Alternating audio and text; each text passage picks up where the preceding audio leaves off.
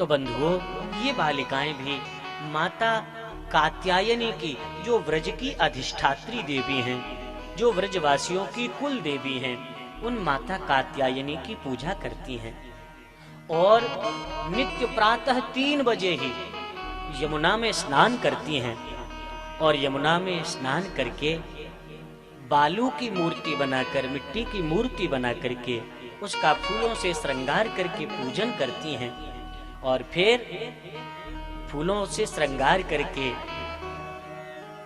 दिव्य उनके एक मंत्र का जाप करती हैं। मंत्र क्या है? कात्यायनी महामाये महायोगिन्यधीश्वरी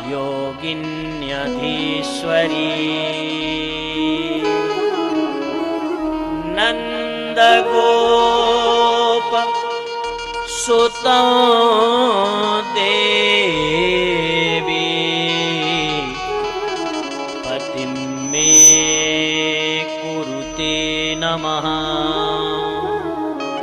हे महामाया कात्यायनी, आप योग की अधिष्ठात्री हैं, योगियों की स्वामिनी हैं आप, जो नंद गोप के सुत बने हैं भगवान श्री कृष्ण, वो हमें पति रूप में प्राप्त हो।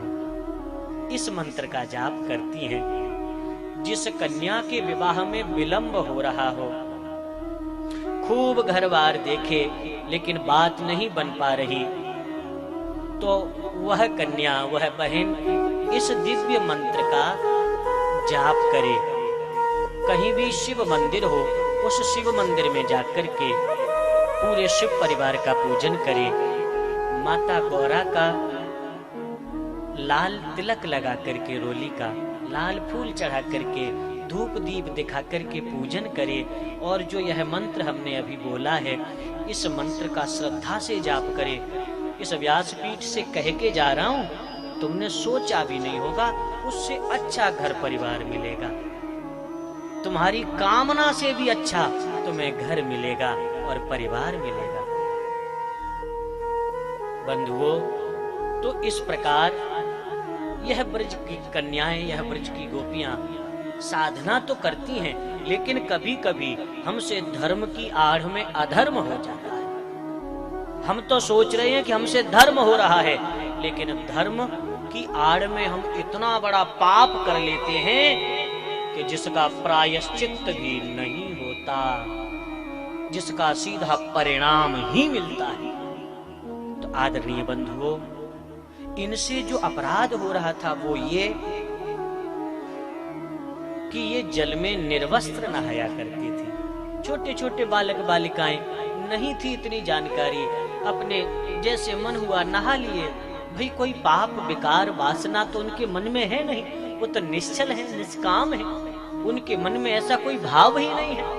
ये तो भैया जिन लोगों की बुद्धि में ही गंदगी भरी है, जिनके मन में केवल पाप भरा है, और ऐसे लोग तो भैया 2 साल की बच्चियों के भी साथ अन्याय दुराचार कर जाते हैं।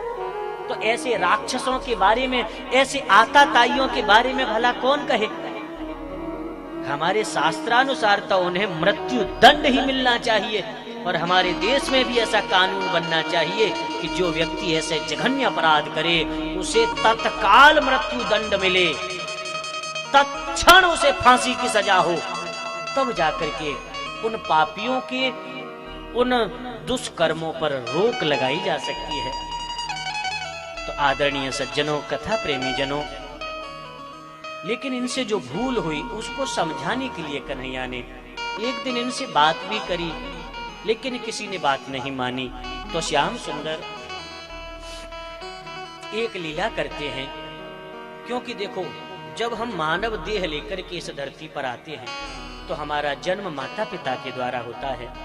इस संसार के जो गुण हैं, इस पृथ्वी के जो गुण हैं, वह गुण प्रभावित करते हैं हमारे मन को और हमारी बुद्धि को। तो जो ब्रज गोपियां हैं, ये तो सभी दिव्य संत हैं, महात्मा हैं, लेकिन इनके अंदर भी देह भाव पैदा होता जा रहा था कि भैया हम तो कन्या हैं, हम तो गोपी हैं, ऐसा भाव इनके मन में बन रहा था। उस भाव की निवृत्ति के लिए भगवान श्याम सुंदर ने इन्हें इनके स्वरूप का बोध कराया, याद दिलाई कि तुम कोई शरीर नहीं हो। तुम आज ये चोला पहने चाहे जो भी बैठे हो, चाहे स्त्री हो या पुरुष हो, स्त्री की आत्मा और पुरुष की आत्मा में भेद नहीं होता। आत्म तत्व तो वह एक ही होता है, वही स्त्री बन जाता है, वही पुरुष बन जाता है। तो इस प्रकार भगवान ने इनके वस्त्रों को उठा लिया। जब गोपियों ने देखा कि हमारे वस्त्र नहीं हैं, तो ध्यान से सुनना कान खोलकर। गोपियों ने देखा कि हमारे वस्त्र नहीं हैं। वस्त्र कहाँ गए? तब कन्हैया की दिव्य बंसी सुनाई पड़ी। जैसे ही बंसी को सुना, समझ गए हमारे श्याम सुंदर हैं, हमारे कन्हैया हैं। गोपियों ने क्या कहा? श्याम सुंदर ते दास्यः करवाम तवोदितम् देहि वासांसि धर्मज्ञा नोचेद राज्ञे ब्रुवामहे। पहला शब्द क्या बोला? श्याम सुंदर ते दास्यः। हे श्याम सुंदर, हम तो तुम्हारी जन्म जन्म की दासी हैं। देहि वासांसि धर्मज्ञ, हे धर्म के जानकार, हे धर्म के रक्षक, हमारे वस्त्रों को दे दीजिए। क्योंकि धर्म के रक्षक यदि ऐसी लीला करेंगे तो आगे आने वाले कलयुग के जीव न जाने क्या सोचेंगे, क्या विचार करेंगे। आदरणीय बंधुओं, तो कन्हैया ने कहा कि गोपियों, यदि तुम्हें अपना स्वरूप ज्ञात है और तुम्हें यदि स्मरण है कि तुम कौन हो, तो याद करो अपने उस रूप को। यदि तुम मुझे पहचानती हो कि मैं कौन हूँ, तो फिर परमात्मा के सामने तुम चाहे कितने भी वस्त्र पहन लो तो निर्वस्त्र हो, और निर्वस्त्र रहो तो सवस्त्र हो।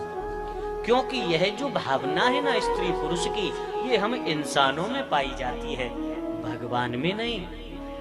भगवान के तो मन ही नहीं होता, वो तो बिना मन वाले हैं। जिनके मन ही नहीं है भैया, वो भला क्या किसी को देखें। और फिर रही परमात्मा की बात, सुंदरता की बात, तो परमात्मा से सुंदर धरती पे हो कौन सकता है। और भला ऐसे परमात्मा किसी चमड़े को देखेंगे क्या? कभी नहीं मेरे बंधुओं, कभी नहीं। ऐसी दृष्टि करना भी, ऐसी सोच रखना भी महान पातक होगा, महान पाप होगा। तो भगवान श्याम सुंदर ने उन ब्रज की गोपियों के हृदय में जो अज्ञान पैदा हो गया था, देखिए, जीवात्मा और परमात्मा के मिलन में यदि कोई बाधक है तो वो कौन है? अज्ञान। और अज्ञान प्रतीक होता है वस्त्र का।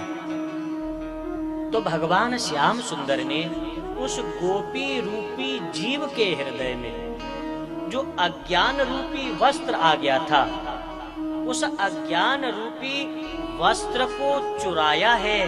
किसी के लहंगा फरिया को नहीं चुराया, उनके अज्ञान को चुरा करके, अज्ञान को मिटा करके उन्हें अपनी नित्य लीला के योग्य बनाया है, अपने नित्य लीला के दर्शन के और नित्य लीला में सहभागी बनने के योग्य बनाया है।